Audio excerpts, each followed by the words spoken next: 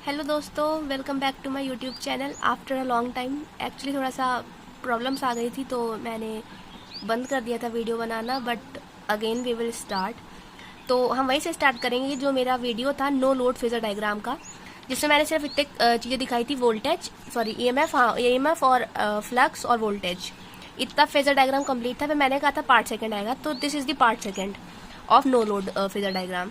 तो थोड़ी थ्योरी भी है इसमें, वो देख लेते हैं कि इसमें क्या लिखा है कि जब हम ट्रांसफार्मर को नो लोड, मतलब कि लोड जब ना लगा हो, सेकेंडरी साइड लोड ना हो, करंट जीरो हो, तब मतलब क्या होता है, ट्रांसफार्मर को जब एनर्जी देते हैं, एनर्जाइज करते हैं उसे नो लोड कंडीशन में, तब उसका भाई कोर में जो ये जो कोर बना हुआ है, ये जो कोर है, इसमें फ्लक्स तो आएगा ही।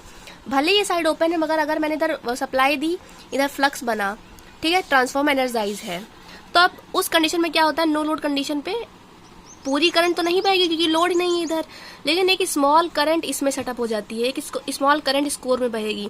वो जो करंट होगी नो लोड कंडीशन है, उस करंट को बोलेंगे एक्साइटिंग करंट। क्या बोलेंगे? Exciting current. ज्यादा करंट नहीं बहेगी क्योंकि इधर लोड नहीं है, यूज करने वाला नहीं है कोई, लेकिन थोड़ी सी करंट तो बहेगी ही इस कोर के लिए। ओके, तो वो जो करंट सर्कुलेटिंग करंट होगी ना, उसे ही बोलेंगे एक्साइटिंग करंट। ठीक है, एक्साइटिंग करंट फ्लो करती है, उसके दो पार्ट्स होते हैं।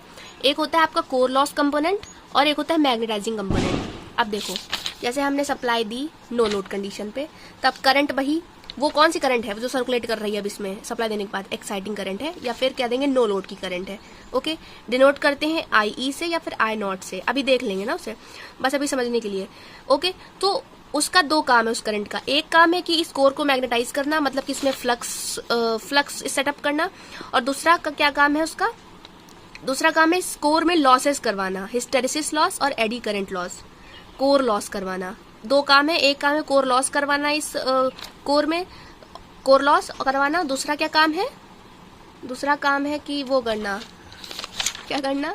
मैग्नेटाइज करना, फ्लक्स इसमें फ्लक्स उत्पन्न करवाना और इसमें वो करना। समझ गए ना? ठीक है, एक्साइटिंग करंट के ये रहे, यही दोनों कंपोनेंट्स है, core loss component, magnetising component. Notes में मिल जाएगा। कोर लॉस क्या काम करता है, अभी बताया कि कोर लॉस क्या करता है, कि कोर लॉस करवाता है। उसमें कोर लॉस के दो पार्ट्स होते हैं, hysteresis loss, eddy current loss. Hysteresis loss अभी ये समझ लो, क्या मतलब, ये मत अभी डीप में नहीं जाएंगे क्योंकि आगे पढ़ना है ये लॉसेस क्या होते हैं। बस अभी ये समझ लो कि core loss has two components, hysteresis loss and it is eddy current loss.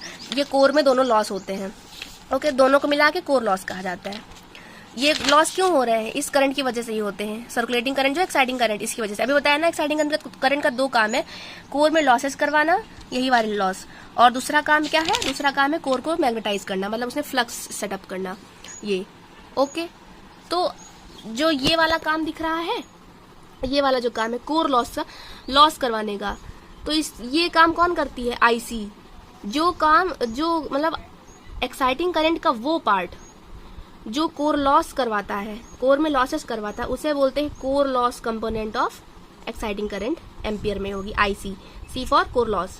और जो मतलब जो पार्ट एक्साइटिंग करंट का जो पार्ट कोर को मैग्नेटाइज करता है, उसमें फ्लक्स उत्पन्न करता है, उसे बोलते हैं magnetising component of current. Done. तो जो लॉस करा रही है वो किसके फेज में होगी? वो V1 के फेज में होती है, जो हमने फेजर डायग्राम बनाया है, अभी उसमें दिखाएंगे। एंड जो मैग्नेटाइजिंग कंपोनेंट है वो क्या बोलते हैं, मैग्नेटाइजिंग जो कंपोनेंट होता है, ये रहा, ये देखो फेजर डायग्राम दिख रहा होगा। अगर इतना सब हटा दे, ये सब हटा दे, ये चीज जो है, तो सिर्फ मैंने इतना बनाया था। यहाँ इसमें देख लो, जो कोर लॉस कंपोनेंट है, मतलब कोर लॉस कंपोनेंट मतलब आईसी, और कोर लॉस कंपोनेंट हो गया, और IM आपका मैग्नेटाइजिंग कंपोनेंट हो गया। तो जो कोर लॉस कंपोनेंट होता है वो V1 के फेज में होता है, ये है IC।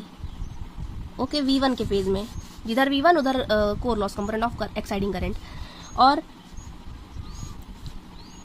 फ्लक्स कौन उत्पन्न करवा रहा है? फ्लक्स को पैदा करने का काम कर रही है IM, मैग्नेटाइजिंग करंट, तो इसके फेज में हो जाएगी। और ये दोनों किसके पार्ट्स है, मतलब इसका रिजल्टेंट क्या आ जाएगा? इसका रिजल्टेंट अगर निकालोगे तो this will be exciting current, या फिर I नॉट लिख सकते हैं।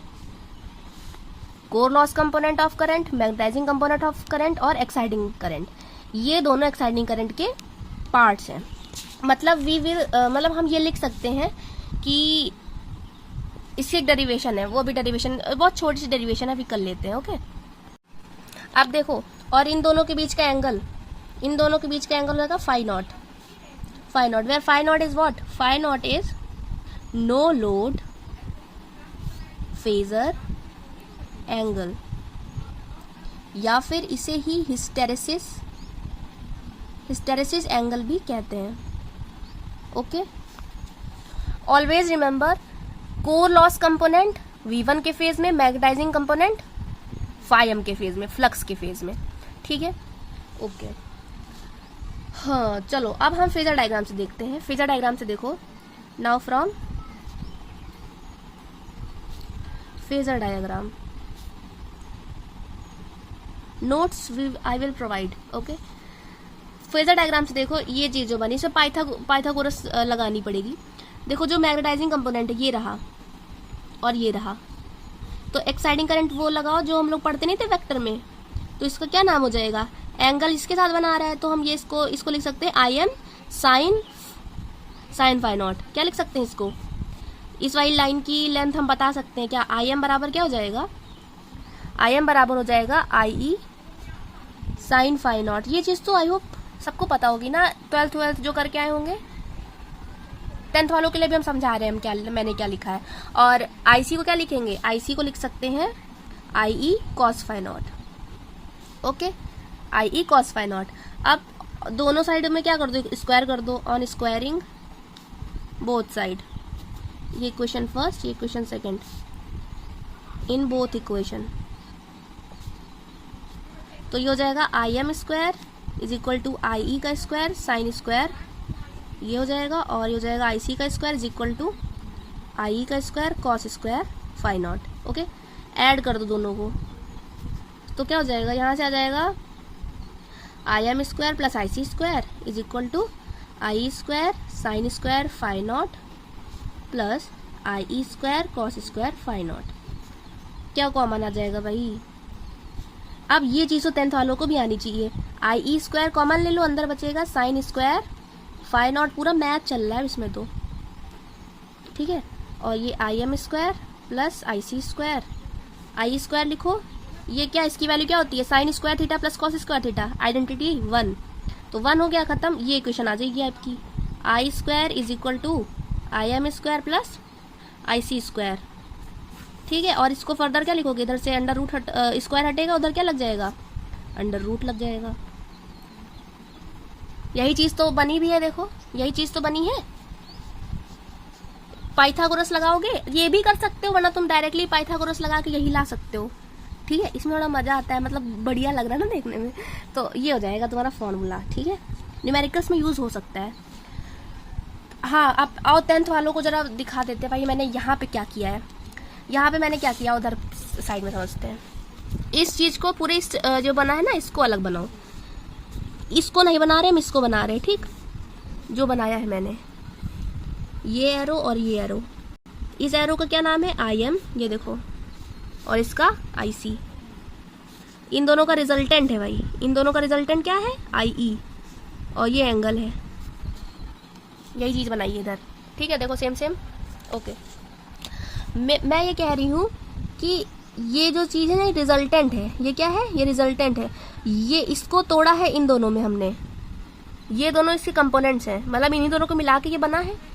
तो हम यही कह रहे हैं कि हम इसको अगर इसके रिस्पेक्ट में, इसके उसमें लिखना चाहें सॉरी, तो फिर हम यही करेंगे. क्या करेंगे? जिसके साथ एंगल होता है, अरे रुको गाइस, ऐसे ये आई ई है, इसको हमने ऐसे तोड़ा तो हमारे पास एक निकला आई एम और एक ऊपर को गया जो निकला आई सी. एंगल मैंने यहाँ दे दिया है फाई नॉट. इस चीज को इसके रिस्पेक्ट में लिखना है अगर, तो हम ये लिखेंगे. क्या लिखेंगे? देखो, जिसके साथ एंगल होता है ना, जिसके साथ एंगल होता है उसे कॉस फाई नाम दिया जाता है. कॉस फाई नॉट, वही जो एंगल है वही लिख दो. और जिसके साथ एंगल नहीं है इसका, उसको नाम देते हैं साइन फाई नॉट. ठीक, और यहाँ पे लगा देंगे आई ई. अब दोनों को जब ऑपरेशन करोगे इसके ऊपर अलजेब्रा वाला, यही चीज निकल के आएगी आई ई. या फिर उल्टा देख लो, ऐसे है जैसे, अगर ऐसा है, यही आई ई है और यही आई एम है, और इधर हमारा ये हमारा आई सी है. मैंने एंगल यहाँ नहीं, चलो यहाँ लिया है. अगर यहाँ लिया है तो इसको कॉस नाम है, तो एंगल इसके साथ बन रहा है क्योंकि आई ई का, तो इसको नाम दे दो आई ई कॉस फाई नॉट. और इसको नाम दे दो IE साइन फाई नॉट, तब भी निकल के वही चीज आएगी। Okay, got it. तो यहाँ पे हमारा खत्म होता है फेजर डायग्राम। नेक्स्ट हमारा जो रहेगा वो हमारा रहेगा equivalent circuit of transformer, no load transformer पे, वो हमारा रहेगा। नोट्स हम आपको दे देंगे। और ये थोड़ा देख लो कोर लॉस वजह से आगे पढ़ना है, बट थोड़ा सा वो देख लेते हैं। अभी बताया ना कोर लॉस, एक्साइटिंग करंट के एक पार्ट का काम क्या होता है, कोर लॉस करवाना। कौन सी कोर लॉस कंपोनेंट ही कोर लॉस करवाती है, मैग्नेटाइजिंग कंपोनेंट क्या करवाती है, मैग्नेटाइज करती है। ओके, तो पीसी बराबर लॉस मतलब पावर का ही लॉस होता है उसमें, ठीक है, इसलिए पावर लगी है, पावर कोर वाली पावर का लॉस। तो V1 और V1 वोल्टेज रहेगा, I करंट इसी करंट की वजह से हो रहा है, और cos phi naught. PC core loss है, V1 इनपुट वोल्टेज है, I एक्साइटिंग करंट है, cos phi naught no load power factor है, और ये नो लोड फेजर एंगल है, हिस्टेरेसिस एंगल है, या फिर हम कह सकते हैं angle between source voltage and exciting current. देखो फाई नॉट वही है ना, सोर्स वोल्टेज ये रहा और एक्साइटिंग करंट के बीच का एंगल। तो आज के लिए इतना ही गाइस, मिलते हैं नेक्स्ट वीडियो में। जो भी चीज़ आपको ना समझ में आई हो प्लीज़ कमेंट करिएगा, मैं दोबारा से समझाने का ट्राई करूँगी।